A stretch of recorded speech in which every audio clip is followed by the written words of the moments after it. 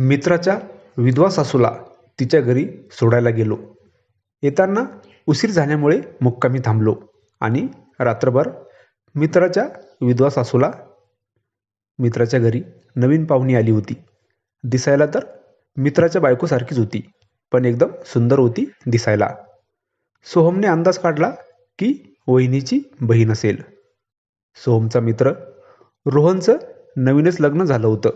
जवळपास 10-15 दिवस झाले असेल त्याच्या लग्नाला.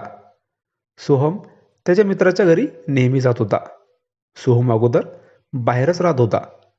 मित्राच्या लग्नासाठी तो गावी आला आणि आता 1 महिना तो गावीच राहणार होता. त्याच्या मित्राचं लग्न झालं. आता त्याला वाटायचं की आपलं पण लग्न व्हावं लवकरच. रोहनच्या घरी नवीन पाहुणी आलेली बघून सोहम लगेच रोहनच्या घरी गेला.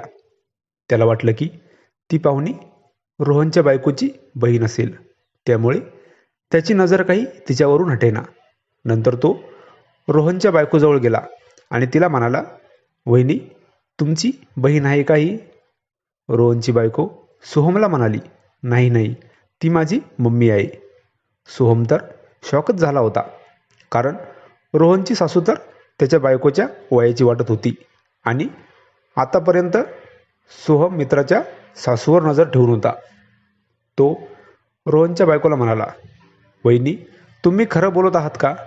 ती तुमची मम्मी आहे, असं कसं होऊ शकतं?" रोहनची बायको म्हणाली, "हो, खरंच माझी मम्मी आहे ती." अगोदर तर सोहमला विश्वास बसेना.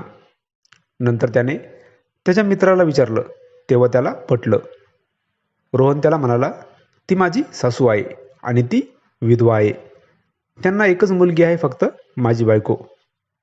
सोहमला समजलं, तरी पण तो मित्राच्या सासूच्या मागे लागलाच होता. दुसऱ्या दिवशी रोहन सोहमला म्हणाला, "सोहम, माझी गाडी घे आणि माझ्या सासूला त्यांच्या घरी सोडून ये." सोहम मित्राच्या सासूला सोडायला गेला आणि रस्त्याने तो मित्राच्या सासूला म्हणाला, "तुम्ही रोहनच्या सासू आहात यावर अजून पण माझा विश्वास बसत नाही." रोहनची सासू म्हणाली, "का बरं विश्वास बसत नाही?" सोहम म्हणाला, "तुम्ही किती सुंदर दिसता आणि किती तरुण." रोहनची सासू म्हणाली, "त्यामुळेच तुमची नजर माझ्यावर होती का?"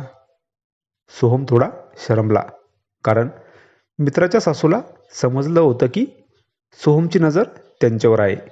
सोहम तर थोडा वेळ काहीच बोलला नाही. सोहमला शांत बघून रोहनची सासू म्हणाली, "अहो, काही हरकत नाही.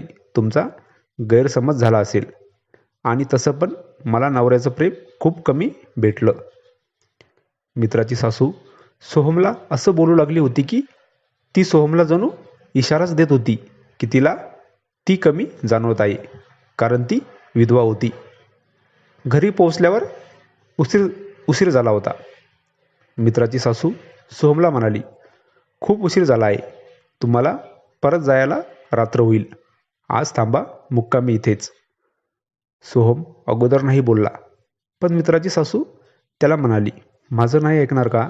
थांबा मुक्कामी." सोहम तर मनातून खुश झाला होता आणि तो मुक्कामी थांबला. आणि नंतर जे काही त्याची कल्पना पण सोहमने केली नसेल, कारण मित्राची सासू सोहमसोबत एकाच बेडवर होती आणि तिने सोहमजवळ जाऊन सोहमने पण काही विचार न करता मित्राच्या विधवा सासूला रात्रभर तो सकाळी जेव्हा परत निघाला तेव्हा मित्राची सासू त्याला म्हणाली, "येत जा कधी कधी भेटायला, वेळ मिळाला तर."